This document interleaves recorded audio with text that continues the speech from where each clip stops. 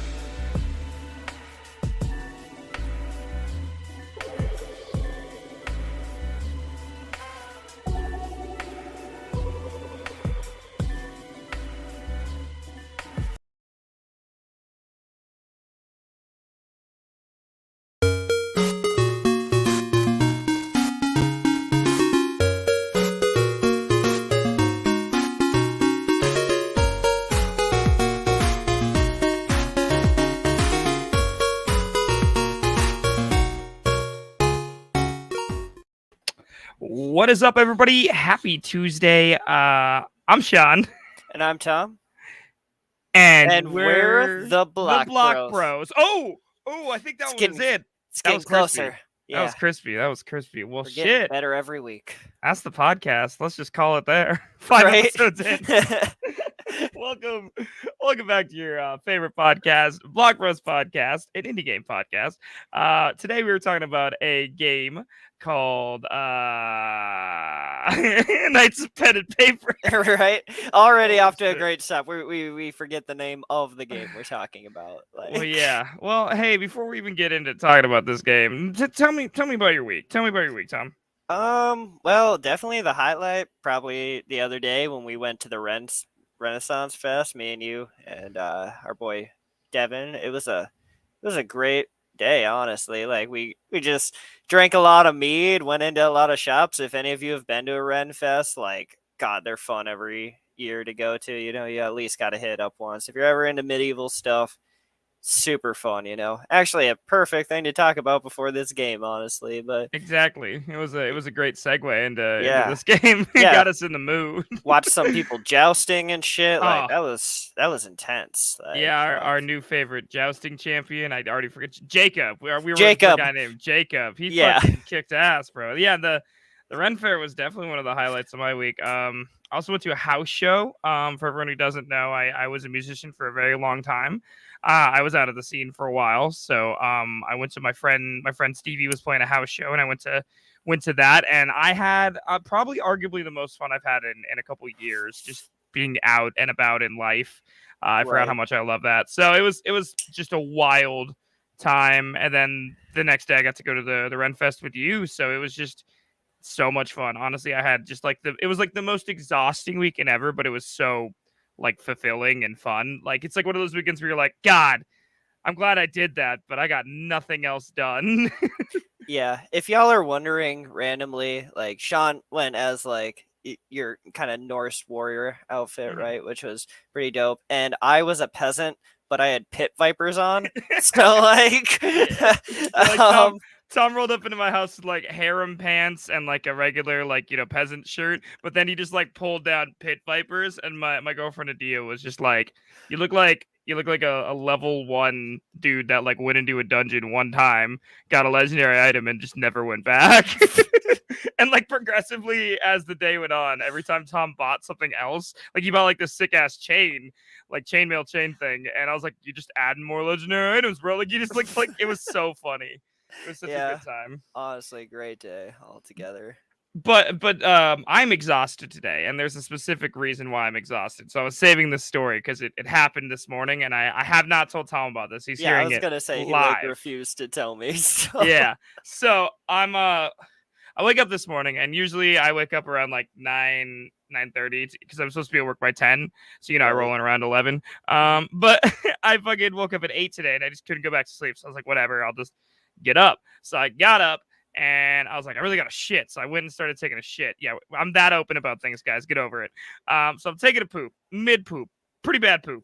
And I just hear like this knocking at my door, like this non-stop knocking. And I'm like, who the fuck who the fuck is out? Like, somebody better be dead. This is so much knocking. This is so much knocking, and it's Right. just. I don't answer the door. I just don't answer the door because, like, why would I? I don't like strangers. Why are you knocking at my door? But they would not go away. Like, they sat through my entire poop, and like I poop for pretty long periods of time. So they sat through my entire poop just knocking the whole time. And I was like, fine, whatever. And I got dressed and I went to my door, and there's this lady out there, and I recognize her. She works for my apartment building, and she's like, hey, they're towing your car. And I was just like, what? And she's like, yeah, the red truck out there, they're towing it. And I was like, what do you mean? And she's like, it's past 8 p.m. Like, they're towing it. I'm like, what do you mean? So the red truck is actually my girlfriend's car. It's not even mine. And so I like run to the bedroom, and I'm like, you need to get up, like they're towing your car. And she starts freaking out, running downstairs, like screaming, like, what do you mean? What do you mean? Like, all this stuff. And we get there, and the whole parking lot is cleared. The only 2 cars in the parking lot are mine and hers. And we're like, what the fuck? So we move them, and it turns out like they didn't send us any emails, and all they did was post this like little tiny sign. It's like literally like maybe a 4x4 sheet of paper on one of the entrances that said, hey, your cars need to be moved before 8 a.m. tomorrow because we're doing work in the parking lot. And so like hella people got towed, and like we were lucky enough that like they recognized that who I was, and like it was our car, and they came and told us before we both got towed, because that would have been like $1,000 of fucking towing. Jeez. Yeah, so like I'm gonna go find that lady and give her some fucking money, because like she just saved me $1,000 just for know who the fuck it was. But it was such a wild and bad morning to wake up to. And then I realized like my friend Stevie lives below me, and I was like, man, like I called him. I'm like, oh shit, I hope that they didn't tow his car. And he got to his car right before they towed it as well, but his girlfriend's car got towed. So like, wild day. God damn, dude. Do you think they called like different tow truck drivers, or do you think it's just one dude just raking in like all this loot just from the dude looked pissed because like he was there. He saw me like run to my car, and he looked mad. So I'm sure like I just basically made off with like $500 to him. Yeah, that he could have had. But like Dude. I didn't get an email, I didn't get a notification, I didn't get anything, and I was like, I'm so lucky like that I didn't get towed. But it was just the worst thing to wake. I mean, not the worst thing to wake up to. I could have just woke up with no car. Right. But it was still pretty fucking bonkers to me. Anyways, that was my morning. Wow, and I just been saving that for the podcast. Yeah. But we're talking about a game today. That's what this podcast is about. Not my almost losing a bunch of money. The game is called the game is called Knights of Pen and Paper. Do you want to talk about the game, or you want me to talk about the game? You go ahead first. I can talk a little bit more about the story once we get into it. So you start us off, bro. All right, man. So Knights of Pen and Paper is a role-playing game, an RPG game. It features turn-based combat. Basically, I like to... It reminds me of D&D. If people play Dungeons & Dragons or any other tabletop RPG where it's turn-based combat and stuff like that, it reminds me of that. And basically, you take... You basically set up, you pick 4 characters at the beginning of the game, and you put them at like a table with a dungeon master in front of you, and then those 4 people become characters in the game that you take control of for the turn-based combat. So it's very like break the meta, fourth wall kind of cool. But it's pretty neat. I really like it. It has a pick your own adventure format, and the game was developed by Behold Studios and published by Paradox Interactive. So yeah. I think I nailed most of that, I hope. Yeah, like that was a perfect intro. I really don't have much to say except that this is really cool for anyone who kind of like grew up playing D&D. It'll give you the feeling of it, not quite the same thing, but for like a small quirky game, like it's really fun for what it does. It reaches into that kind of meta style that is really popular and fun, game inside a game. Who doesn't love that, especially controlling people inside of a D&D universe is pretty cool, Yeah, like if you ever wanted to play a full party of D&D but by yourself, and you just don't have, you want to play D&D, you got no one to play with, like this is a great scratch the itch kind of vibe. Speaking of D&D, I totally, on Tuesday nights, I play D&D for 3 hours right before this podcast. That's why this podcast airs so late. So I still have all my D&D dice like out right now, just vibing. So we'll get nice. Maybe I can get like a little roll in for like aesthetic purposes. That'd be fun. Okay, ready? Ooh. Ooh. It's a good sounding roll. Thanks. Yeah. It better be. Like, wow, that came off like way better than I thought it would, honestly. It was very Me too. crisp. I'm crisp. Solid. It sounds like, I'm not gonna lie, it sounded like, you ever see the commercial where they like just put the ice in the glass? That's like That's the honestly, like, it's the ASMR is big for a reason. But no, I rolled it from my dice tower. That's why it sounded so crisp. Made this, Yep. 3D printed this myself. Beautiful. Yeah. Tom has one too. Yeah, but great. Yeah, so basically, if you want your D&D fix but you don't have a party, or you're not sure if you'd be into D&D, this is like a good little game just to figure out if you like D&D, if you like the idea of D&D and you haven't gotten into it, or you just don't have anyone to play with. This is a fun little game to kind of scratch the itch, get involved in something that you're not sure of yet or that you can't get into right now. You know what I mean? Yeah, exactly. And you definitely need to scratch that itch sometimes because, as we all know, organizing D&D, except for online nowadays, is basically the most impossible Yeah. thing to do in person. It's like a 3-month in advance kind of thing most of the time, honestly. Yeah, like, I'm like, yeah, it's miraculous we get together sometimes. So 100%. Also, we totally forgot to mention. Sorry about last week. We actually missed an episode last week.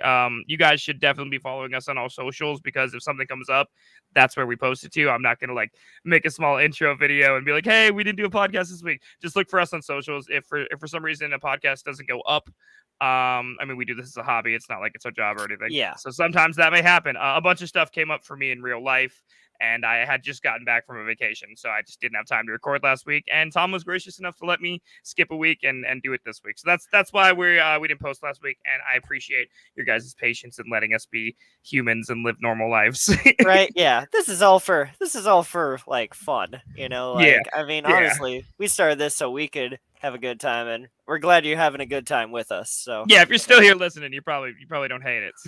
right. All right, let's move on to the storyline, and I'll let Tom take it away.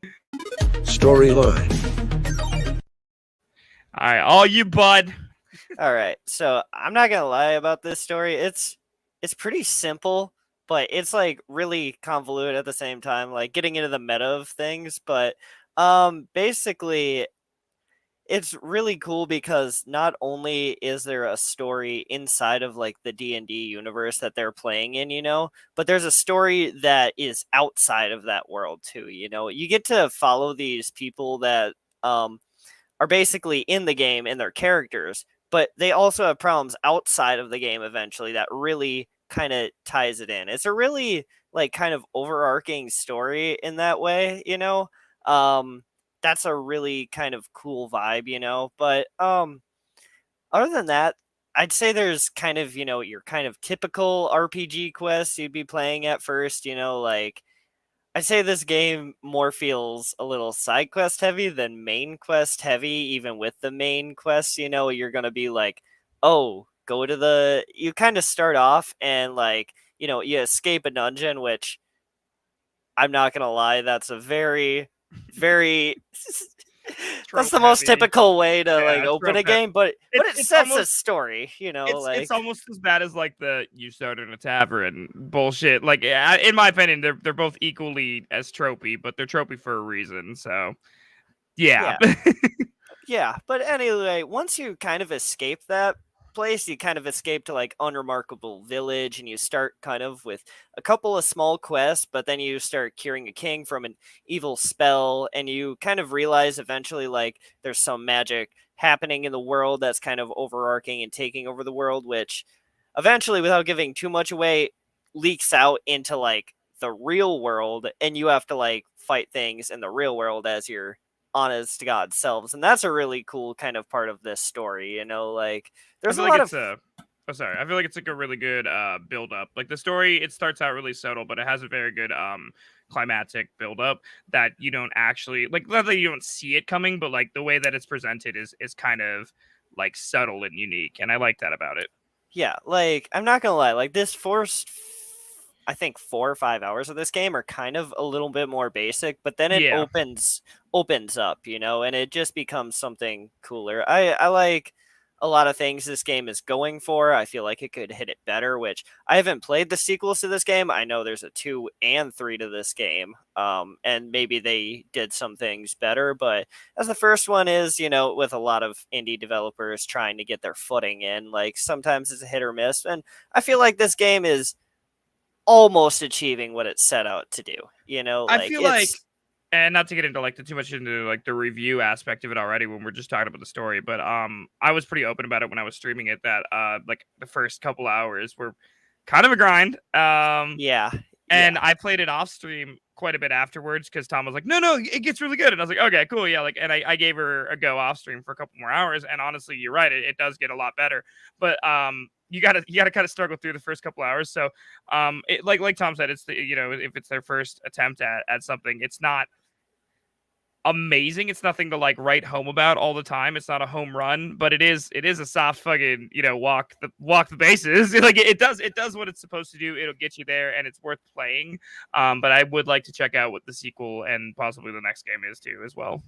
Yeah, exactly. Me too. Like I said, like I think like with the first couple hours, like pick like a main or side kind of basic quest you can think of in a game, and it's probably gonna happen. Like it's really tropey in that kind of way at first, but then it starts finally experimenting with things and going for its own kind of style. But it's a really cool game. Like it's a very minor but major story. Like I said, it's simple, but you're gonna get confused eventually just between the meta and the game and the outside world. But it's kind of cool.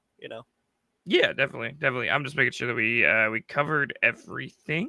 No, that's pretty much the basis of the story. Like it's just like a tropey game that starts to evolve the real world eventually. But you're basically playing D&D, but you're controlling the characters in D&D, and eventually it spills out into the real world. Yeah, like got it. I feel like we're gonna sound so confusing when we're like, we're playing the characters inside of the characters inside of the game. People are like, are you incepting us right now? Like... I mean, like to physically describe where most of this game takes place. It is at a table. Like I will throw it on screen now. And like always, guys, this is a live podcast. So if you're ever wondering what we're talking about, you can come and watch. We're live every Tuesday at 10:30 p.m. Central Standard Time on Facebook, YouTube, and Twitch. And you can always watch live to see what we're talking about. But most of this game literally takes place at a table, like a wooden table. Yep. And someone's reading from a book to you, and your 4 people are sitting in chairs in front of you, but behind them is the actual background of the game, which we'll get into in a second with graphics as we talk more about that. But like just to physically understand what we're saying, that you are playing a character who's sitting at the table, but that character's choices interact with the game behind the table. Yeah, it's basically the imaginations of the characters you're playing as yourself. Basically like D&D, like controlling like you're controlling basically Sims playing D&D, I guess. Yeah. Like is the easiest way to say it. It's theater of the mind, essentially, but you actually get to see what they're imagining because it's a video game. Yeah. All right, cool. Now that we're all on the same page, fuck us. Well, I guess we'll talk about the fucking graphics. Yep. Best podcast. Graphics and art. All right. You can go first. I'm gonna drink a little bit and feel bad about myself. Go ahead. Okay. One thing about the graphics in this game, this is a bit simpler than what we're kind of used to in kind of terms of now graphically appealing. There's not a lot of things that are kind of gonna blow you away, like things you've never seen before. And I think the reason is it's a lot of like kind of backdrop kind of heavy, like I mean there's a lot of more static things in this game when we're used to, movement isn't a thing in this game. Like there's no like, visually like that kind of thing. You do get to see like spells and stuff, but not to like the degree you'd want in like a game. Like, you usually like to see like, oh, if a meteor is coming down, then you'd want to see like a giant meteor, but you don't quite get that. You get the basic like Pokemon looking like double kick move that just is like a hop and just hit someone. Yeah, like I wouldn't stress that it feels lazy in any way. Like they achieve what they're going for, and I think that's the critical difference, is that it's not like it's the way that we're talking about. It might sound lazy, but the effect that they achieve with it is actually really smart, because it is at the end of the day basically like a tabletop simulator almost. So like the things that they're achieving with the static movement or the very simplistic movement or simple graphics doesn't take away from the actual game. It actually adds to it in the fact that it feels like it's what you would be having to imagine. You know what I mean? Like it's like pixel imagination. It's interesting. Yeah, and yeah, I definitely understand that. It's a little bit simpler than I'm just saying that we're kind of used to graphically wise. Like it's in Definitely. no way like a bad looking game. It's just so I wish some things were just there was a little bit more, like I mean graphically appealing. When you pick out these characters, you get to see their whole entire like face and all that. But then you literally only get to look at the back of them after that, The back of their head the whole time. Yeah. Yeah, and for some reason, I understand you're sitting behind a table, but maybe they could have set like a couple people on the sides or something, just to get a little bit different of a view, like other than that, like I think the simplistic wise, like occasionally works in this game, like what you were saying, like even like with something hard, like there's a cave on the screen right now. In some games, like getting a dark kind of cave and lit right is really hard. And they actually use like almost 8-bit. Like this is the truest almost form to like simple bit you could kind of find to make it look still passable, Yeah, I think that it's skillfully done but basic.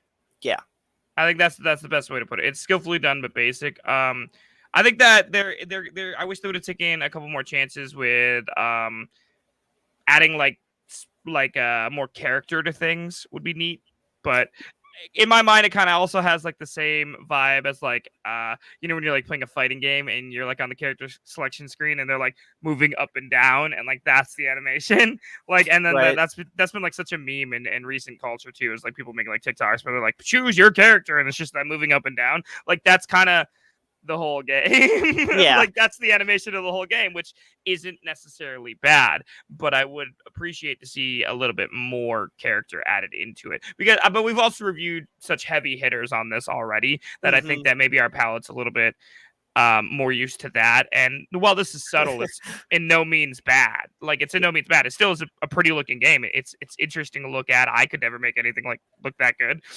Right. Yeah. I mean, yeah, it's a lot of subtleties for randomly what they got going. With the simplicity, I think they pulled it off. I think they could have pulled some things just off a little bit better if they polished it a little bit more, like it's a really smooth looking game, but it needs that little bit more polish, and I think it would look just visually a lot better. Like I think, they're right at that top step, and if they would have taken that one more, it would have been looking just prime. Yeah, I think I would have enjoyed the game a lot. Not that I hated the game by any means, but I think I would have appreciated it more if it was better to look at as well.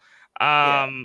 Yeah. There's a lot of enemies to look at of different varieties and stuff like that, so that's kind of pretty cool. You're going to see all your typical D&D ones you kind of fight all over the place, mixed with any kind of RPG monsters you could think of. But, like, it kind of, like, steps a little bit in a different way, I think, graphically with, like, the way you're used to some monsters. Like, it's got, like, its little bit of own style. You're going to see your typical ones, but they're going to just look slightly atypical. And that's a cool, just slight touch I like in it. Definitely. I'm trying to remember what I was just gonna say. I had another thing I was gonna say, and I totally forgot about it. Well, the thing was, it kind of reminded me of like point and click, like a lot of point and click menus, that you see in like stuff like I'm trying to think like other games that come to mind, like Final Fantasy or like stuff like that, where you like go into a menu a lot. Like it has a lot of those similar interactions that are that takes away for me. I think that they could have done without a lot of the menus graphically. You could have found another way to do it, and I think that's what kind of took me away from it graphically. But like they do have spell effects, they do have like moving backgrounds, everything has slight movement, not everything is fully static. There's definitely skill put into it. But like we were saying, overall I think it could have just been emphasized a little bit more and it would have bumped up the game to a whole new level for me personally. Right? Yeah, like there's a lot of things moving, but it feels like they're a bit far away. Like to me, like Yeah. It was yeah, like we put him in the distance, so we didn't have to pump out the quality.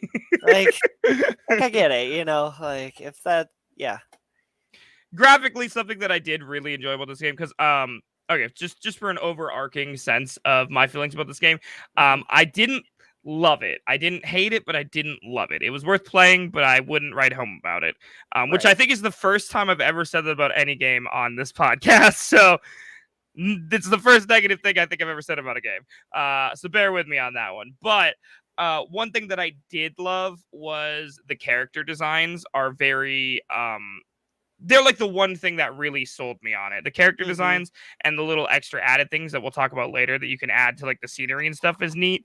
That's where they put a lot of their uniqueness in, and that shows through. But if they would have just taken the time that they took to put that, all the because like the characters are also drastically different from their lore to the way they look to what they're wearing to the classes to the abilities, and they would have taken all that and they would have thrown that into like the bats or like the enemies or the background or the scenery, would have yeah, bumped the game up so much higher for me.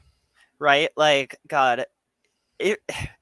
It would have been like randomly so cool. Like, so in this game, visually wise, like the main characters, like Sean said, they pump a lot into like it's like literally like think like kind of basic cosplay style where you'll be like in your basic clothes, but you'll put on like a Viking headgear or like a paladin cape and like a helmet. But like if they would have done that randomly with some of like the creatures in the game too, it would have been just a cool little visual touch, Like I assume, and on their part, I assume it's to separate the characters as like they're not actually of this yeah, world, and I yeah, get it, but like I still would have liked to see it in the world. I totally get what you're saying because it is a nice yeah, little visual thing to see, right. especially because like we said, you spend most of the game looking at the back of their heads, Yeah. Like, yeah. and not much else. Like, bro, if I Um, could see your face like for a split second, it would be cool. Like Definitely. But there also is like little like icons for all the weapons and also all the abilities have their own icons, which I appreciate. I like things like that. I think that shows that they were willing to go the distance on a lot of things, but maybe they just didn't do it for everything or couldn't do it for everything. yeah. Yeah. I Cool. think we've covered pretty much most graphics and how we feel in this kind of style. Like we said, it's good. Like it looks good. It could be that step better. Like Yeah, definitely. That yeah. sums it up 100%. Yeah. Cool. Well, let's move on to sounds and music. Sounds and music. You go right ahead on this. I know you like to cover the music in a lot of things, so I don't honestly have a lot to say. It me did either. not wow me. It Nope. did not wow me. The sounds in this game were very basic.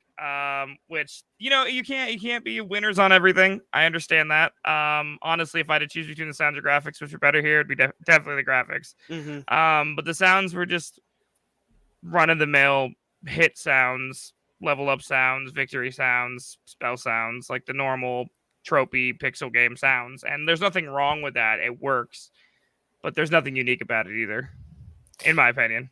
Yeah, I mean, it's your typical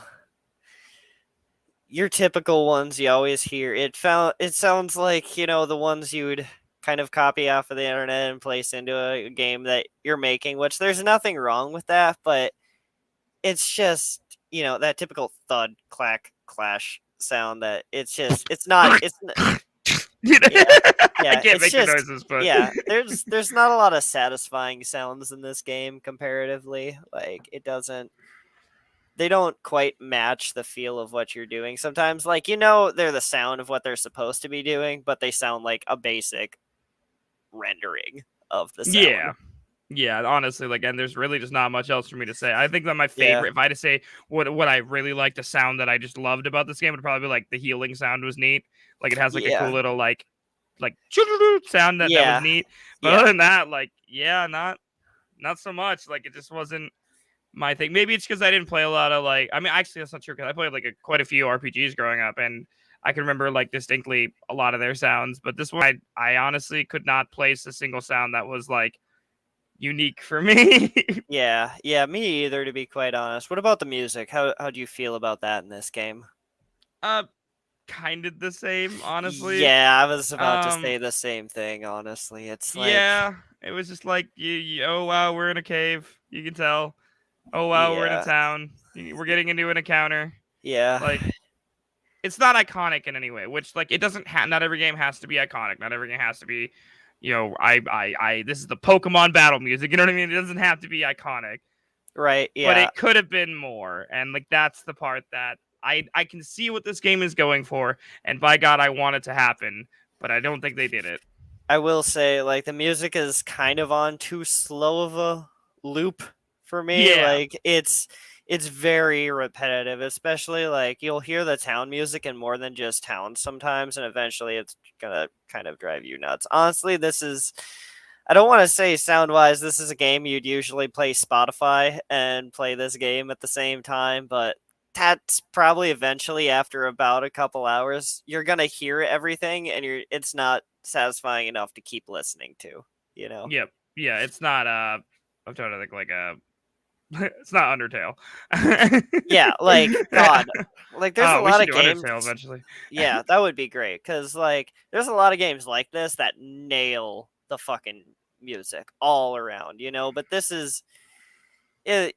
He just didn't take too much time. Whoever made the music, I couldn't find anything on the music or sound, but you know, comparatively to what we've played with visually sound that matches what you're doing and like the music, it's intense. It's just it doesn't feel like it's quite there. Yeah. Yeah, it's not up to par. Yeah. To the competition that this game would have, it's not up to par, unfortunately. Yeah. For the sound specifically. Yeah, sound wise, it's just nothing is quite satisfying in this game, unfortunately, for me, sound wise. You know, like, sorry to say that that's probably the harshest I've said about sounds in game, but yeah. There's gonna be games that we just don't vibe with sometimes, or like not even that we don't vibe with the game, which we'll get into the content and the features and stuff in a minute. Right. I'm sure that's where we're gonna talk about things we did vibe with. Yeah, but I was gonna say because there is things I do like in this game, you know. But you can't ignore the bad stuff, or not even the bad stuff, the mediocre stuff about games, or the mediocre stuff about things that you love. You know, you got to talk about everything. You got to be honest about it. You can't just. And I think that's what's really going to separate this episode from a lot of our other episodes is that we've been like really nice. And like not even nice. We've been just like because we truly loved parts of other games, and that showed through. Like when I talked about the music in Katana Zero, like I went super hard onto that because I loved it. But in this game, it just didn't wow me. So can't talk about it. Yeah, it's just an unfortunate part of this game that really he could have reached out to someone to develop the sound for him and make it better, but I don't think he spent the time to try to do that, unfortunately. In indie games, especially a game where you're generally looking at a lot of background and seeing a lot of back of the heads, I feel like music would be very important in this game, you know, like, and to bring it up to like where we said about the graphics not quite being there, this is definitely a few steps below, and it's hard to not see through it eventually, you know. Like you'll have fun listening to it for about the first hour and a half, but after that, like I said, you're probably gonna put on some music and play this game like in the background. Like that and like even looking at just like runtime, it's like a 6 to 8 hour game to finish the main like base storyline. So with it not having a unique or dynamic, you know, like battle music or anything like crazy unique that you're gonna remember and be amped up for, that's kind of hard to get through 6 to 8 hours for me in one sitting without that. Like that's a crucial part I need. Yeah, like exactly. It's something you need in a game that feels like this. You know, it's crucial to have in a game, and it's just unfortunately it's just not quite there. You know. Yep. I think that just about sums up how we both feel about the sound and music for this. But let's talk about things that maybe we do like in features and content. Features and content. All right. Let's start with something I really did like because we've been pretty. I mean, we haven't. Yeah, I was gonna say let's go something we like about this game because we just are like depressing people. Just in case the developers like listening to it with a gun in his mouth, like I'm sorry, like. I'm not gonna. We're gonna change it up now. We're gonna do the compliment sandwich. No, but character types were something that I really did enjoy about this game. Yeah. They're the major thing that showed through that like kept me interested. But what I mean by character types is there's like when you start the game, you get to choose how you want to build your party. Like there's specific people in the game. Like for instance, we wrote a couple of them down. There's like a grandma, a younger brother, a hipster, a pizza guy, a jock. You know, your generic like tropey people. But each one of them has their own unique abilities, and then you get to assign them a class as well, which each has their own unique abilities and passives and stuff like that. And I think that that was a really well executed part of this game. Personally, I fucking loved the pizza guy. I was really into him just because like he reminded me of myself a lot. But he, you know, his passive, I think, for instance, is like when you purchase this person, he's like half off, which is like funny. I like that. It was very humorous, and it showed that there was creativity put into this. There was a lot of creativity put into this, and there was a lot of originality put into it. I just think that it could have been spread out to more than just a couple things. Yeah, exactly. Like I really like the character types in this game. Personally, I like E.T., you know, just a random alien playing like fucking it's kind of funny. Or the hipster, you know, he looks excessively hipster like, and that's pretty cool. And like you said, the passives it kind of gives off, you know, some of them, you know, like there's like a jock, so of course you'll get like extra strength, but then you get some weird ones and wild ones, and it's cool to mix those into like your kind of classes and character types that you want to go for. You know, it expands like another slight layer to doing things, and that's pretty cool. You know, they could have just stuck to basic character types, but yeah, they could have. I mean, this goes into another part of this that we're going to talk about in a second, but they really did nail the thing that this game excels at. It really fucking was good at was the choose your own adventure vibe. Mm-hmm. And one way that I think they capture that with the characters is that while, like you said, the characters do have passes, like the jock has one that makes you stronger. I didn't feel shoehorned to put the jock to be like the paladin or whatever. Yeah, I didn't instinctively make the jock a character that needed to be strong or intimidating. Like I think I made him the fucking like mage just because why not? Like right, yeah, maybe the jock wants to be a mage, you know? Yeah. And that's where this game really excelled. That's why I do feel like we do have to talk about it and we do have to give it props because it did that incredibly well. It allowed you to choose your own adventures and it allowed you to make your own party in a way that felt dynamic and fun and fluid instead of, you know, just giving you 4 people and saying because honestly, if the game would have just thrown me 4 people and been like, these are your people, I would have probably got an hour in and quit.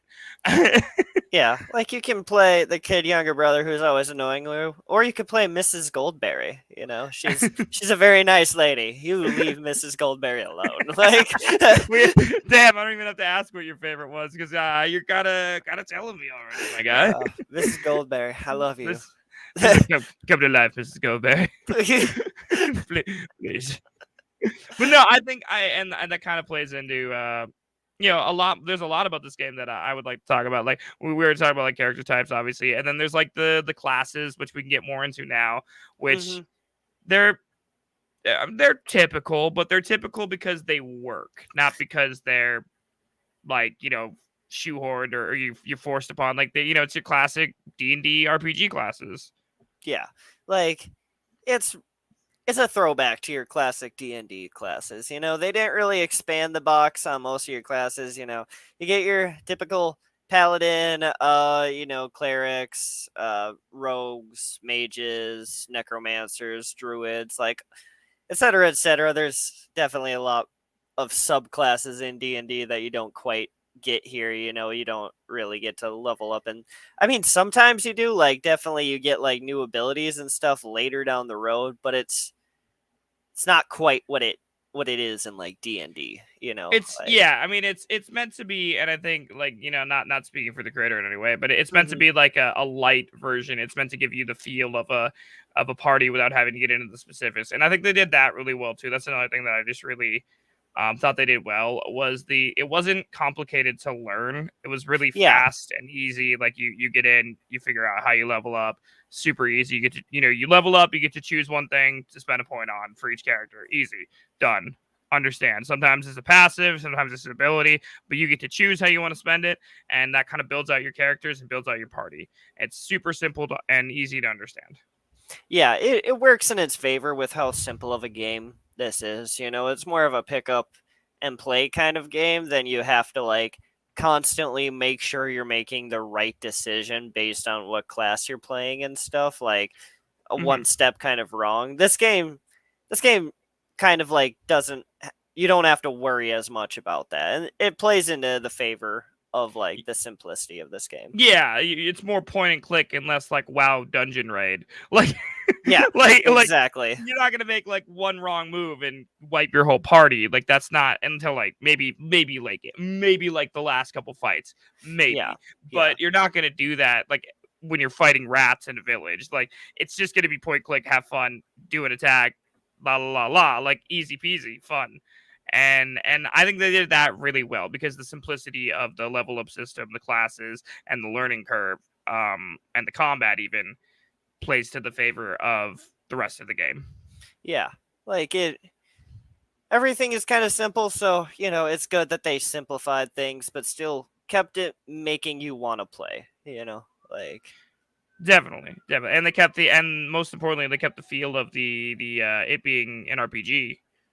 Yeah, like it's really nice in that regard. Like this is a very like I guess next we'll probably be talking about build your own adventure, but it's good that they extended that into classes too. Like, like it's very build your own kind of style RPG, like, and it's nice, Yeah, definitely. I mean, with that, we can expand into the how it is kind of like a build your own adventure thing if you want to take that away.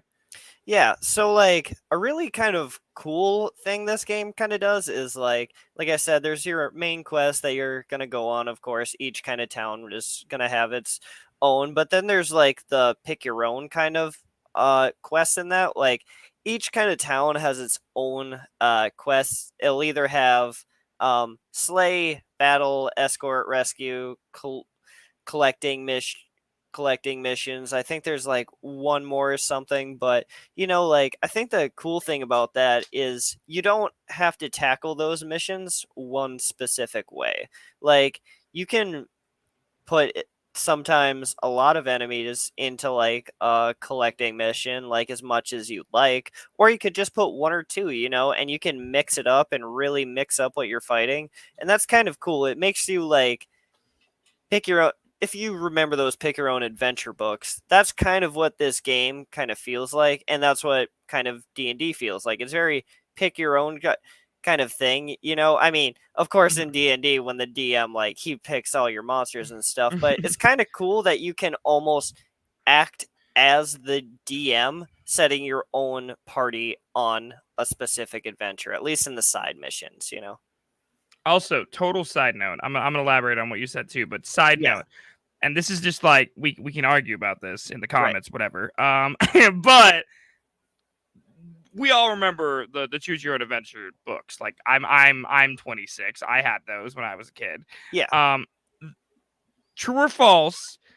It doesn't count if you leave your thumb on the page before. So like if you choose something, but you leave your thumb on the other page and you read it really quick and it's bad, you can flip back really quick. It doesn't count.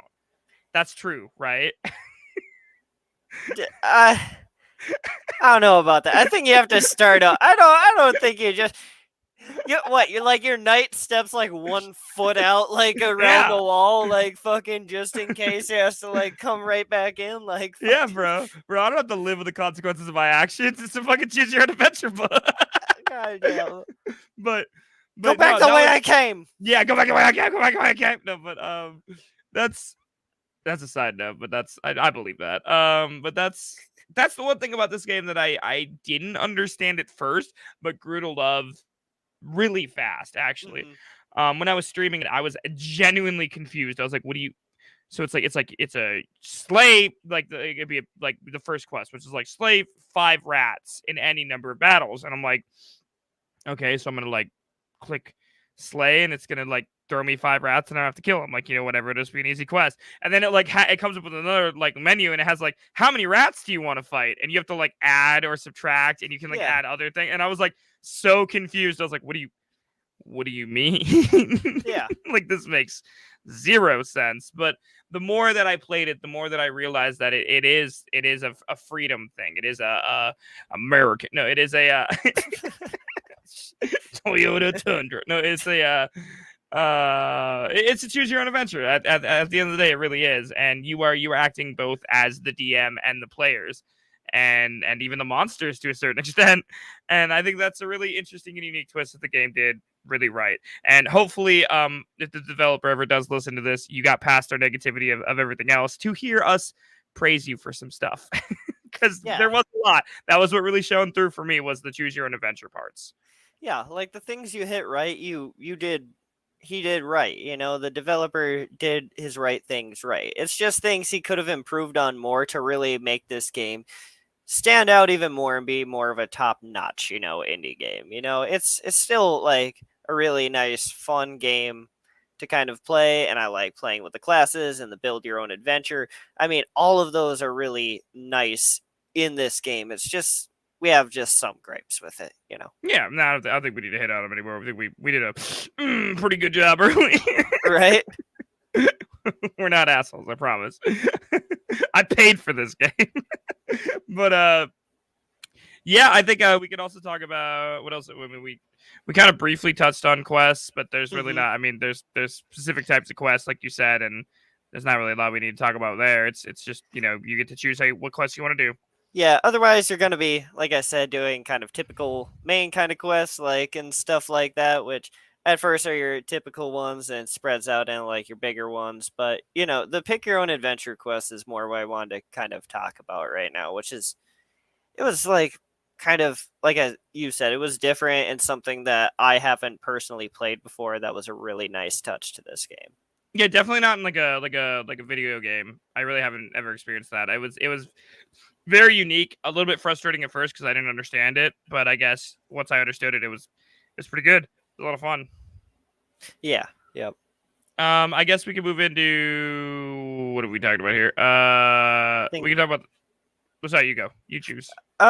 I think like a nice branch off from there, since we were just on the pick your own adventure, is like the way dungeons kind of work in this game. A couple of times. Like yeah. I think it more expands out in these next games, but I know with at least one or maybe two dungeons in this game, like there aren't a lot. Like usually it's just cave and backdrops and stuff, but there's even ways like kind of like a map in D&D is set up where you have different kind of pathways. You can go like different paths in this game, and like sometimes it'll say kind of where things are and where things aren't, and that's a cool little touch, I think, in these dungeons.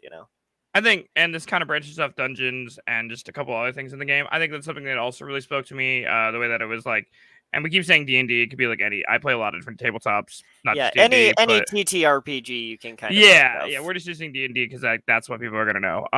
But one of the things that in the dungeons or another thing was resting and traveling were pretty interesting to me, actually, because like you choose to rest in a dungeon, it rolls a dice for you. It randomly generates a dice and rolls it, and depending on the outcome of that roll is going to depend on if you like sleep safely or not, or if you get attacked in the middle of your sleep and you don't get the restful sleep and you have to fight, and it can actually turn some events. And I'm a huge fan of randomness in all areas of my life. I like chance, I like randomness.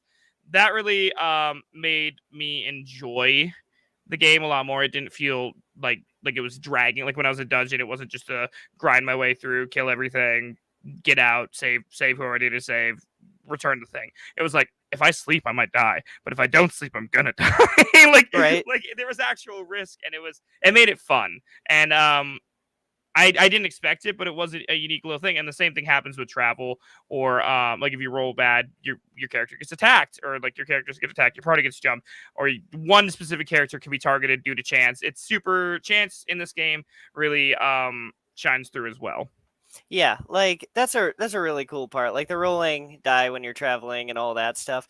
The only thing I wish about that, like if you're gonna do that there, if they could have applied that more into combat where you get critical hits and critical fails, like that would have been a great little addition to this game as well. Yeah. Like just since we were just talking about that, I think if they would have put that into the combat, this would have felt much more like D&D-esque. I think they do it specifically with like the rogue. I didn't play every class, but I did notice that they had something kind of similar like that on the rogue. Like you could crit with the rogue, but that was the only class that I genuinely noticed it on, because there was like abilities that allowed your crit chance to go up, but then like it didn't really, like you said, shine through. And along the same lines, knowing what the die actually means would be super helpful, because like it just rolls it, comes up with a number, says nothing, and then maybe something happens. Like it'd be cool if like another game that I really love personally, which I think we should talk about as well eventually, is For the King. That's a game I fucking love. Yeah, that's a good one. And they have like when you roll, it has like a table there that shows there's if you get a 1 through 3, this is gonna happen. You get a 1 through 3, this is gonna happen. You get X, Y, and Z for the outcomes that could happen. And even if you don't want them to know what, like some of them could just like not show up, but it'll say a 15 to 20 would be this, but then it'll have question marks. Like they could have just done that, and it would have honestly just made it a way more enjoyable experience. Yeah, like it's a really cool thing that they're adding in to all the dungeons and everything around. It could have been implemented a little bit better. Like I think that's kind of the baseline of what we're saying about most of the things that we quote unquote have problems with in this game. Is like it could have been implemented a little better, which we didn't play the sequel. At least I didn't, so I don't know if they implemented it better or if it was the same. But that was my biggest thing. Is like there was things that could have been done better, and it's not a bad game by any means, but I wished for slight tweaks. Right, like if every attack you did, you had to actually roll for chances to hit and then roll for like damage too. That would have been a nice little addition just on the side of this game. Not only visually appealing, but gameplay appealing and like dungeon-wise appealing. A lot of things probably might have been a little bit more appealing in this game if they would have implemented that a little bit more. I think that I'm not a developer by any means, and I'm not shitting on a developer by any means. I can't do fucking. We don't know. We just talk about things. Like don't. Yeah, I'm a streamer. I played the game live. Like I'm just telling you what I felt about it. But the main thing that I think that they changed. I think it was like a thought process of, well, we could have, because I'm sure that was probably implemented. Like you can tell this game is heavily influenced by tabletop RPGs, and they could have you roll on every attack. But a vast majority of people wouldn't be crazy interested in that, I would think. Like they'd just be like, that's taking too much time. I don't want to see that. So maybe if you could add it like in the menu, be like, hey, like I'd like to see the rolls because I think that would be interesting. Or you could just leave it as it. Like just having the option, I think would add a lot of character to the game if you want it for more of a video game aspect, or if like I'm really craving playing D&D and I want to see that 20 hit the floor. Like I want to see that nat 20. I want to see that nat 1. I want to get that hype. Like for instance, today when I was playing D&D, like I rolled like some mad crits and my whole party went wild like in real life. And like that's the beautiful part of playing tabletop RPGs that I think that they could have added that into this a little bit more. Or Mjorkberg, that last time when it literally a battle of rolling for like 10 minutes, 12 minutes straight. It was crazy, but yeah, exactly. And like that's the beauty of tabletop RPGs that I feel like was missed with this. I understand that it's a video game, but having the option to put that in there would just make it so much better for me. But the game's not just for me. So yeah, I know we got a little off. Yeah, I was gonna say I know we got a little off tangent there, and we were talking about dungeons, but that was just something that I think we needed to hit a little bit. Like definitely. We can move on to the shopping in this game. Yeah, I think shops is definitely a nice thing to go into. Definitely. So there's the fun thing about this game is that there's an in-game gold currency system that you can use for generic town shops, blacksmiths, weapons, potions, items, and just like you would for any other game. But then there's also things that affect like the game in different ways as well. And that sounds generic and dumb, but there's stuff like you can buy to put on your character. Like I can buy my character a new sword. I can buy him an amulet. I can buy him a health potion. I can stay in an inn.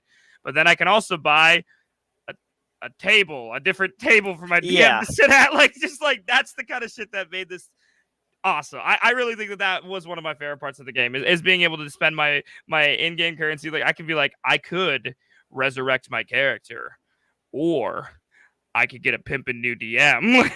Yeah, you can buy anything in like the pretty much basement, I'm gonna assume you're playing in, to kind of, you can change the wallpaper, you can put things in the corner, you can change your furniture out, like you can get sidekicks. It's a nice little touch. You can put a bag of chips on the table, like just for your party. Just you can buy your party some pizza. Like it's kind of cool in that meta sense, like yeah, and it really does. It breaks the fourth wall, but it breaks it in a way that's just really like understandable and funny and just like makes you just happy to be doing it. Like I could be, playing the game and being smart and like who cares when I could have pizza on my fucking table? Like at the end of the day.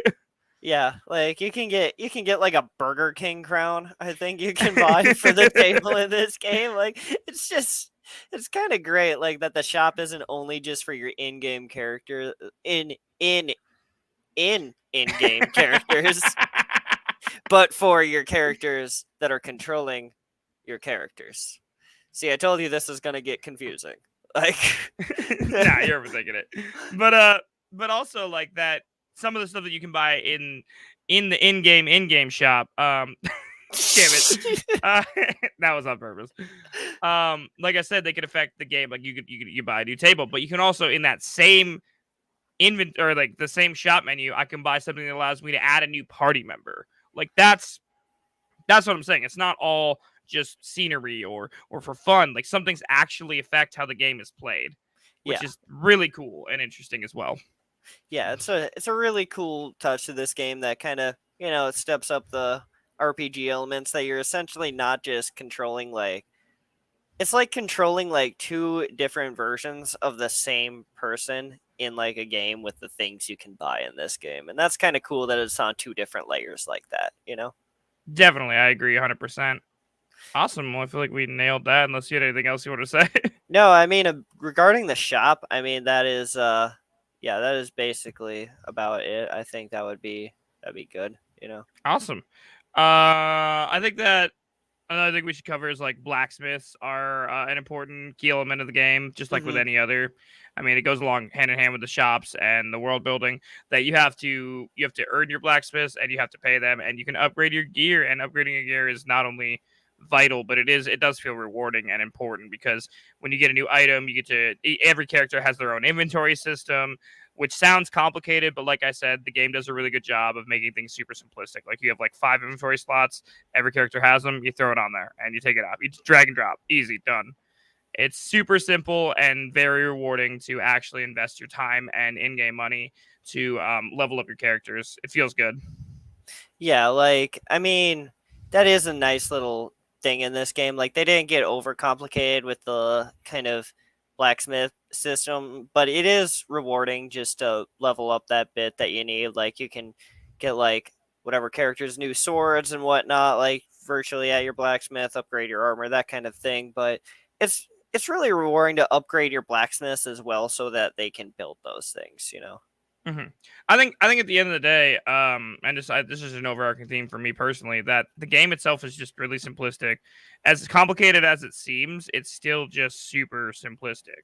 Like, there's a million menus, but every menu is easy to operate. The inventory system is easy to operate. The combat is easy to operate. We haven't even talked about combat yet. Super easy to operate though. Like everything is super easy for something that's so unapproachable to most people. Like you think about D&D, you think about filling out character sheets, doing math, rolling dice. Like, you think about all this stuff that you have to chronically be trying to perceive or trying to think about, and then you play a game like this. It's really refreshing that it's just a point and click. Like, I want to attack that. Click. Yeah, exactly. Like fucking, you don't have to go through every hoop and jump in. Let's just say some JRPG fashion get way too confusing, and I'm glad they kind of went a more simplistic route because it's kind of a simple kind of game. Like I said, it works in some favors, it doesn't work in others, but I think in that kind of way it does. So I think that the only like we said earlier, and not to harp on it again, but I think that the only thing that I would change is have the option to be able to see how it could be more complicated. Like that would be wow this game up. Not that it's in a bad place by any means, but that's really it. Speaking of combat, we really haven't even talked about that at all. I just realized that we should probably tag a bit there. Yeah, I think combat would definitely be kind of a good way to go about this, It's point and click. Yeah, this is your turn-based as turn-based combat can get, in a sense, but yeah, like I want to cast the spell. Okay, I'm gonna click the spell, then click where I want to cast it. Or I wanna attack regular. I'm gonna melee this thing. Like it's just turn-based combat. It's super easy, super simple. You point and click. You decide the enemies beforehand, so you know what they're going to be most of the time, and you get to just click them. And it could not be simpler. It's brain dead easy, but not in a bad way. Yeah, I'd say the one thing about combat that's a little bit heavier and a little quirkier to get into is there's actually the game doesn't really tell you about this that much, but there's a threat level on specific characters. So say in combat wise, you have this character that's a bit of a higher level or does more damage and is weaker. Your enemies sometimes are actually smart enough to attack specifically those kind of characters instead of just all around your party. And that's something in the combat, like threat wise, I think is really cool that they go after more like what the specific enemy will see as a threat at that time. It could be your mage that's doing a bunch of damage, or it could be your cleric that's healing everybody in a boss fight or something, you know? It's a cool little... like it's a smart enough way to ramp it up. And as the player character, you can also counter that by giving someone a lot of threat with items or abilities. And I think that's super cool. Like when I played, I had a paladin that I just used to give all my threat to because I knew he was tanky and would be fine. And it caused the enemies to attack it. So like it's like drawing aggro in other games, as I play a lot of MMORPGs as well. So it's like drawing aggro in other games. Like you're the tank, you know? Yeah, essentially, yeah. It's a really nice thing that they threw in there instead of just randomly attacking people, that there actually is like a threat level in this combat. It's a nice little tweak on the combat system, you know, that it keeps it fresh. Yeah. Definitely. And honestly, there's really just not much more to talk about with the combat. At least I think so. I think that you get abilities, you can choose to use them. There's mana for mages. Yep. This is the most simple combat we've talked about because again, there's not really movement in this game. It's point and kind of click, so you know it's we don't really even have to go through like movement and controls. The only thing I would say about movement and controls is there's a lot of menus. Honestly, like that's it. Yeah, you click on this, you click on that. You don't move left and right. You don't. I mean, it's easy to get into. I can tell you that. And it works. It works, and it doesn't work in all the ways that you'd expect it to work and not work. Like seriously, it's the best and the worst of both of those things. It's point and click. It's easy and simple, but because it's easy and simple, it lacks certain features. But because it's easy and simple, it's fun. You know, like. Yeah, exactly. Like it's weird to talk about that we like and don't like certain things that are simple in this game, but like simplicity is good, but to an extent, you know, like that's what we mean. And I don't think that I don't think that Knights of Pen and Paper did a bad job at all. I think that they nailed exactly what they were trying to do. I just think that I might have personal tastes that don't co-align with with what the game was going after on every aspect. But there are certain things about it that I absolutely loved, and we definitely hit most of them. So yeah, exactly. You know, like yeah. Sorry. No, it's all good. We can talk about the one other thing we should talk about probably, which is another major part of this game is the meta theme, the breaking the fourth wall, the humor, the things happening from inside the game to outside the game. I think that's something that really again shows through very well, comes across very neatly in this game. Is the fourth wall breaking really got me. I really enjoyed that. Yeah. Like. For instance, I'm going to give a very specific instance. In one of the quests, it's like one of the first like rescue quests or whatever. It was like the pizza guy was like, "Hey, like, are there any hot chicks in this town?" And the guy's like, "No, only old men." And then he's like, "What about the hot chicks?" He's like, "Fine, you can have one hot chick." And it like changed over and like gave like it like poofed out the dude that was like old and changed it into a hot chick. Like it's very meta. You know, like in that way that you are a character playing a character, and that's cool. Yeah, I love it that it's like your outside personality leaks through into your character. And there's a lot of humor in that regard. Like it's very like with your friends, how you would kind of bullshit through things. You're gonna get that in some like kind of remarks in this game, but it's those sly remarks that really keep this game fresh. You know, like that. Like it may be like topical, but it's still like it's funny at the end of the day. Like it's basic in some regards, but at the same time, like So are most people, and so are most things. So like it works. The simplicity again is a bonus thing with this instead of it subtracting from the overall quality or fun that I had with it. Yeah, like I love the themes it's going for. Like the meta theme itself is like it's that really cool kind of thing in a game that we haven't seen yet, and a lot of games don't hit it right. And I feel like this game like walks that line pretty well, you know. Yeah, it did a really good job at being a unique staple in a oversaturated market. Yeah, I mean, I think we've mostly covered things. I was gonna talk a little bit about enemies and boss fights, Yeah, but no, go ahead, man. I mean, I'll just sit here and chill.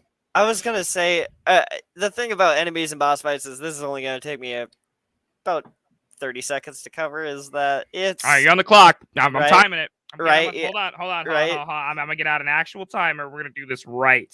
Let me get like a deep breath. All right, ready? Hold on. 3, 2, 1, go! 30 seconds to the clock. All right. So enemies and boss fights in this game.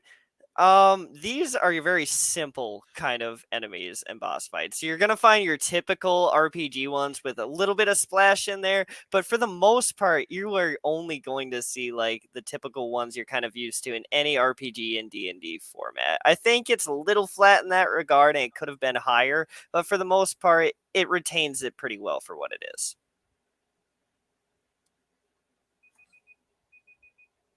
Ooh. You cut it pretty close there. Yeah.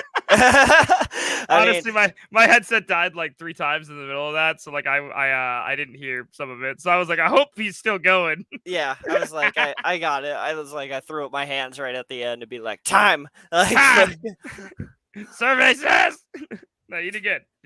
Yeah, I'd say like, yeah.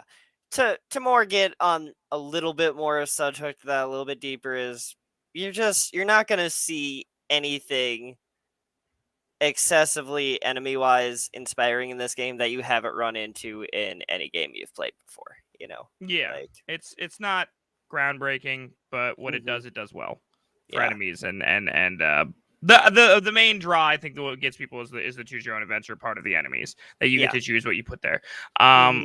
With that being said, there were some enemies that surprised me, like in the jungle levels. I kind of enjoyed some of the enemies that you could throw in because they were unique and different. But like when you're in a city, you're going to be fighting a guard or a rat or a bat. You know, it's going to be something basic that you've seen before.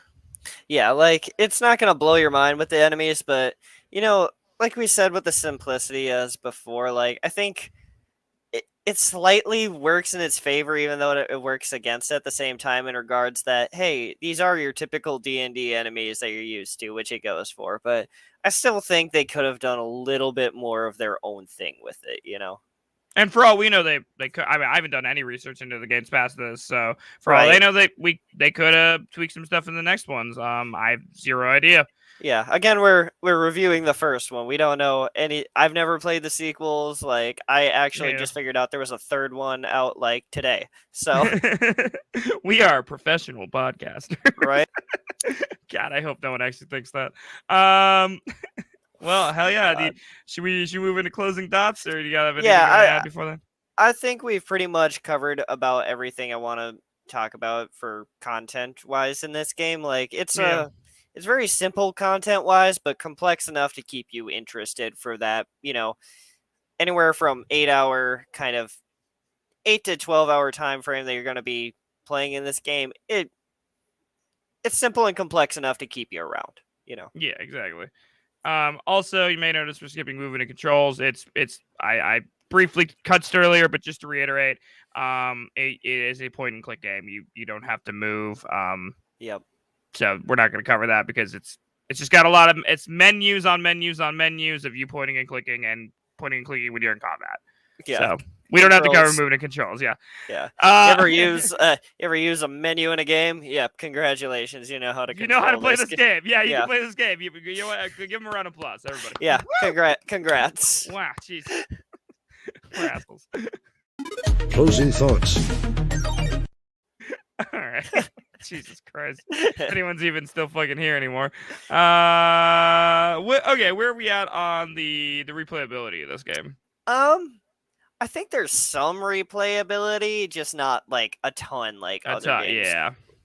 like I think the replayability comes from switching up your classes and your characters in this kind of world, but that's not quite enough to To keep draw you you hooked, yeah. to draw you into play again. You don't yeah, it's fun to play with your characters and mix the classes in, but you don't get like anything different out of doing it. Like I wish like different characters you chose sometimes would use like different lines, but it doesn't feel as switched up with like another playthrough. And I've played through like a time and a half of this game, and it's a really enjoyable first playthrough, but definitely not as much on the second one. Yeah, and for me myself, I only played through it once. I'm Yeah. almost done. I haven't fully finished it.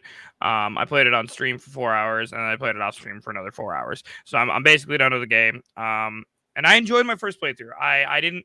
I will say, and this is just a personal opinion for my type of stream, it was not a good game to stream.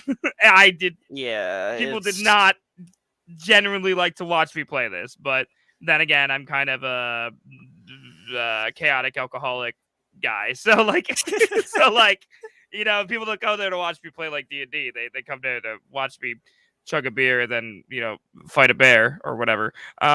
we come to watch you randomly on the off chance scream at people in CS:GO. Yeah, exactly. I know what I'm about, and that's okay. But when I played it off stream, that being said, it was a game I came back to and played off stream because I wanted to get the full picture of it without an audience, and I did have a really good time with it, and I enjoyed it. Obviously, there was a lot that shone through a little bit better than other things. But for replayability wise, I would say that I'm probably only going to play it once personally. I know that a large amount of replayability for this will probably come from people who want to like achievement hunt or to get like every add-on you could have or to change your class up a bit or to unlock new classes and features. But for me, it just doesn't have what I'm looking for to be fully replayable a second time all the way through. If it had like a 4-hour campaign, I'd probably play it twice. Right. It has yeah. 8 to 12, too much. Or if like for replayability's sake and party sake in this game, like you can make a lot of different party decisions, but you can only have one class of character. Like why can't I make like a whole party of clerics, That's something that I would also like to see. Maybe that happens in the next games. We don't know, like we said, but like maybe I want a whole thing of mages. I don't care how bad it is for me. Make it a 2-hour run through. Who cares? Like it would make it a little bit funner for that replayability just to mess around with that kind of thing. Instead of like being locked into like a certain amount of a paladin, I need a healer. If I could just mess around with like 5 archers sometimes and just have a whole bunch of people, or just 2 clerics even into a party, like it would be a little bit more on the replayability side. I'd give it.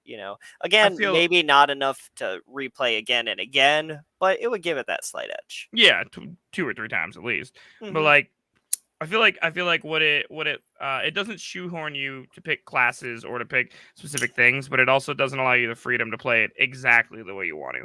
So it's again, overall, I feel like we're just hitting this reoccurring theme of it does a lot of things really well and it does some things kind of poorly, and for that reason, it's like not everything it could be, and that's okay.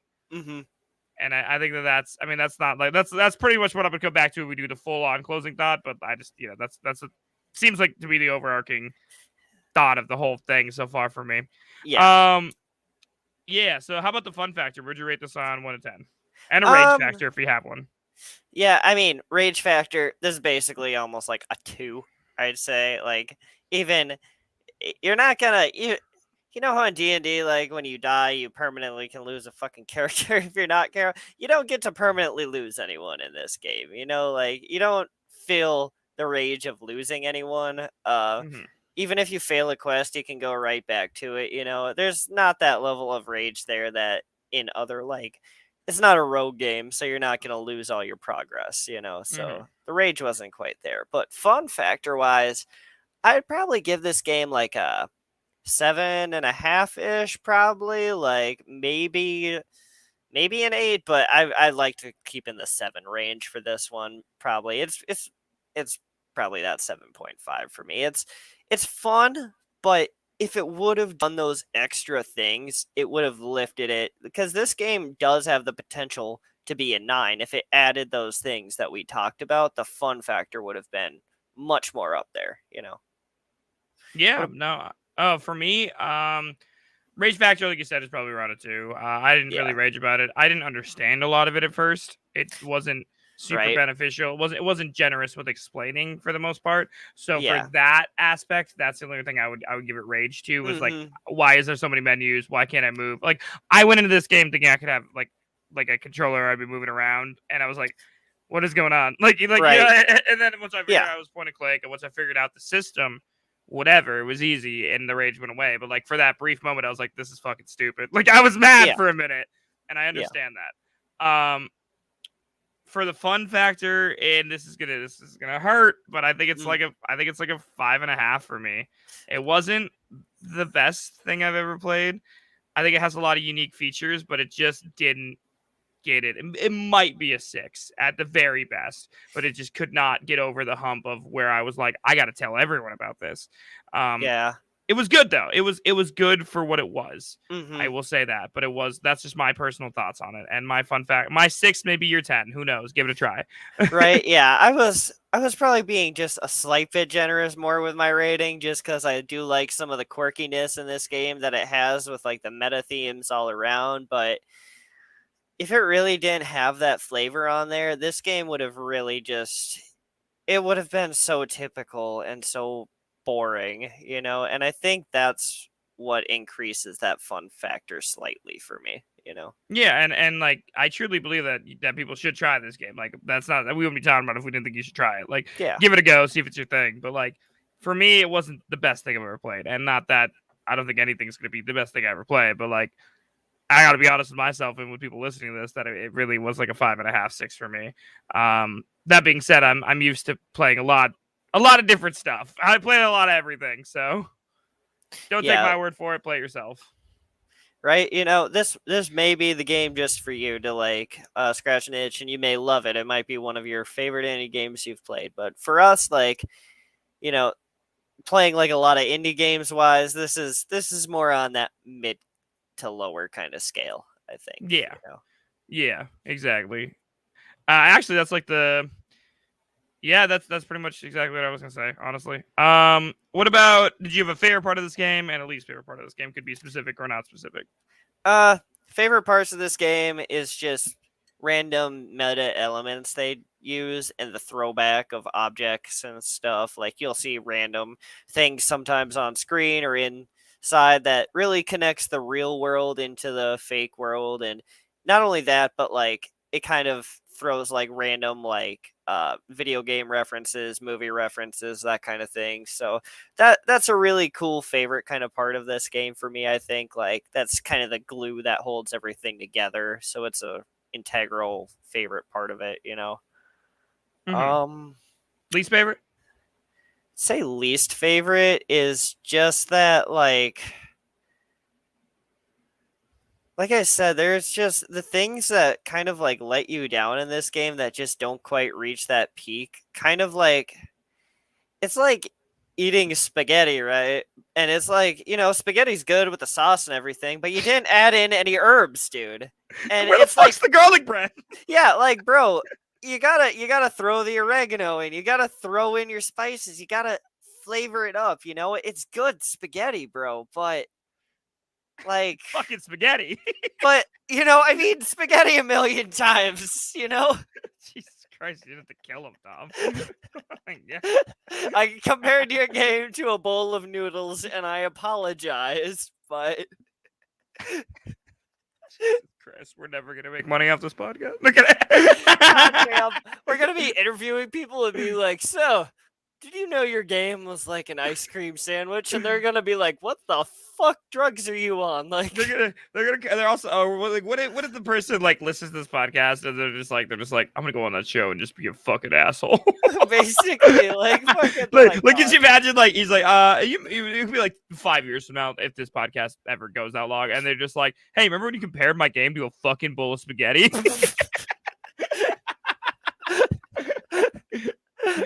God, Oh, man. my least favorite part is that this game is like a bowl of spaghetti without any seasoning. Okay, that is my most real life explanation of this game, but I mean, for real though, it could have just had those extra elements that would have brought it over the top for me, and it's disappointing not to see them in this game. And not to take your analogy and add something onto it, but I think that this game is an unflavored bowl of spaghetti that you are required to add your own oregano to make it fun. Like, Yeah. and that's okay, but they also don't necessarily give you the oregano. You got to like bring it from another game. Yeah, like Shit. Okay. My favorite part of this game was 100% exactly what you said. And not to steal yours. I had it written I figured down. it was probably going to be both of our favorite. It was the meta stuff, but it was like a different type of meta stuff. It was just like straight up the jokes and the personalities and the characters themselves. I really enjoyed a lot. I really enjoyed the characters a lot. I liked the businessman that's all about a business, and all his abilities reflect the business stuff. Or like that you can play like a Wookiee, like that's funny to me. Or like the DM, all the other variations of the DM are like they have Yoda, but they call him like Broda or something like they have like different variations that are like pop culture references and just really funny, like you said. I think that's what really sticks out about this game is that there is a lot of uniqueness, and the choose your own adventure part was really bitchin'. I love that. Yeah. I did not love that the campaign was really, really like grindy and draggy. It should not have been 8 hours. It should have been 4. Should have been 5. Yeah, like the fact that more of the cooler stuff comes like 2 hours after you start this game is kind of. It's a lot to get through. It asks a lot of you to get through like the grindy stuff to get to the fun stuff. And like, don't get me wrong, I'll do it so I can review it, but I wouldn't if I was just like a regular dude, I probably wouldn't do it. Yeah, I mean, it's like, even the main missions at first feel like your typical missions, like that's more the problem. Like you said, it's just like if it would have been like if this game would have been cut down or something more would have happened with the story at first and the ending, I could justify it to be 8 hours, but with side quests in this game too that are so repetitive, like I covered before, there's 5 types of quests in this game, and they mix them through towns. That gets boring after a while, and that pads the game for another 5 hours that it really doesn't need. Yeah, or like how I have to travel. Like, oh, I just got to this town, go to this town and complete a quest, and then travel all the way back to the other town. And like that's fun. And like I'm gonna reference like one of my favorite games of all time. That's fun in Guild Wars 2. That's super fun. Because it's an open world adventure where I literally get to explore an entire world. And this, it's just you looking at a map and going between 2 places by clicking. Like that's not as fun as you can't compare the two. I understand what they were going for, but it's not comparable. So I feel like I'll just do a whole wrap up thing at the very end. Game that it reminds you of though? Any games? It's kind of hard to place on this one, but I'd say this just kind of reminds me of like a lot of reminiscent JRPGs, but I wouldn't give it to one specifically because it does have that little element that I haven't seen in other games, with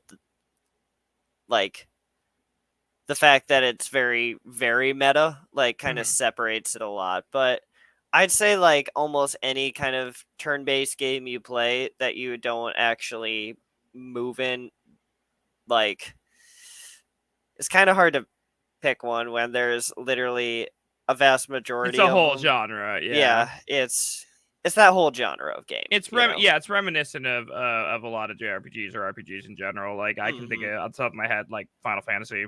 Yeah, like old not like Final Fantasy 13 or like 15 or like anything, like Final Fantasy 5, like the really old shit, like, or Final Fantasy 2, like, or I also think of a game that I actually really loved growing up, which I hadn't thought about until I played this game, was sorry, the video I did. We could just go over here. A game that I thought about though was what was the fucking name of it? Golden Sun. Yeah. Reminded me a little bit of Golden Sun, which was one of my favorite games for the Game Boy Advance. But yeah, it just has like that JRPG feel that you get from those kind of games where it's turn-based combat, point and click. There's not a lot of movement. Right. Yeah. I wish the thing about movement is like at least in most JRPGs, you're moving around like the main world, and in this game, it is like mainly kind of backdrops, and not to rip it again, but I mean like God, at least like in other games when you're adventuring around, you get to buy yourself move and adventure around the towns and stuff. And I'm gonna like the cover for this fucking one is just gonna be like the game and then like a gun next to it. like fucking Jesus Christ, bro. I'm sorry. It's just it's just those nuances that could have been better that just God, dude. I'm not faulting you for it. I mean, I said the same stuff. Spend that extra year in development, all I'm saying, dude. Like would you how much would you recommend this game, Tom? It requires a specific person to like this Yeah. game is the problem. Yeah. Like for one, I don't think you'd enjoy this game as much if you weren't reminiscent with that D&D style and if you didn't have like something to scratch that itch. Like I would kind of recommend this to you. I would kind of recommend about a 6.5, 7 to almost like maybe like I give it like to like your D&D kind of player that kind of is just looking to scratch that itch. I give it like a 7.5, but to like your average person, I'd probably only give it like a 6. Or yeah, I'd say. I think the way that I describe this game is I wouldn't recommend it to anyone that didn't play tabletop RPGs. Like Yeah, that's just how I'd recommend it. Mhm. If I tried to hand this to one of my friends that only plays like 2K, they wouldn't touch this. Yeah, there's never no play way. this. But if I hand it to my D&D group, they'd be like, "That's really interesting. It's got a lot of nuances and it's funny." That's you got to know your audience, which I feel like this game did. And yeah, I'm not saying I'm not its audience, but I'm not saying that I was its audience either. Like I think that it was on and I think that's why I'm having such a hard time finding a place for it. Is that like I'm halfway because I play hella like tabletops and nerdy shit all the time, but I'm also not at the same time. So like I do a lot of other stuff too. So I think that's why it's like middle of the board for me for most things. yeah. Like it's very middle of the road. And like Sean said, if you've never really played TTRPGs or into them or that kind of feel of the game wise, it's probably just not going to be the game for you. Like, and that's why I feel like I personally kind of connected with this game is, being 27 years old now, we don't often get the chance to scratch that itch because it's hard to get together in your adult life, so can't relate. Okay. Yeah, right. I know you have your group that's online all the time, but it's trying to start a new group is like the hardest thing at first. You know what I mean? Like, exactly. But no, I'm gonna do like one grandiose sum up for me is that what this game does well, it does really, really well. What it does poorly, severely shows through as well. From what I can see, and this is just doing like basic searches, it seems like they solved a number of problems that I think we have with the games in the next ones. From the looks of it, it looks like you move around. It looks like there's some other stuff going on. So I think that this was a first attempt, and it hit the mark, but it didn't excel at hitting the mark. I think that's basically all I have to say at the end. Yeah, and who knows? Eventually, maybe in the future, we might play one of the sequels and see what they did differently. Like, I might not even play 2 and just jump to 3 because I just want to see what they changed, like, from the second to the third, too, without, like, just like the major advances that I feel like would come with it, and see how much they added and the things we talked about, Definitely. That would probably be further down the road, but I mean, like, there's so many indie games to cover, like. Yeah, it's not like it's out of our wheelhouse. I mean, we're probably as far as we know, this podcast go on forever. Right. I mean, like indie game lists go on forever, so yeah. Hell yeah. Well, hey, we went pretty long, honestly, for a podcast that we went in thinking it was going to be like a 30 to 40 minute podcast. It's an hour and 30 minutes. Yeah, I kept looking at the time. I'm like, wow, I really thought that we were going to cover this in about 40 minutes, but I'm like, well, we found a lot of things to talk about. Like, yeah, I'm genuinely surprised. But hell yeah, I think that's where we're gonna put this one to bed. Honestly, that's pretty much it for me. How about you? Yeah, I mean, I don't really have any thoughts outside of pretty much what we talked about this entire time. Like, it sums up this game pretty well. Yeah, without putting it in a coffin, there's not much else we can do. Yeah. I compared your game to spaghetti again. Yeah, I'm sorry. Yeah. Well, how could I do such a thing? All right, guys.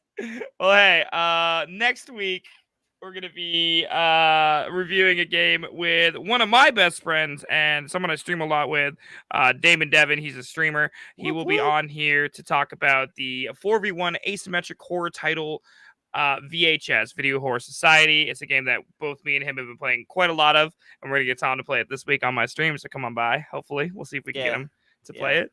But as always, guys, if you're a developer that wants to talk about your indie game with us, unless you're the guy that made this game and wants to yell at us about calling it spaghetti, you can shoot us. You can shoot us an email at blockbrospodcast@gmail.com.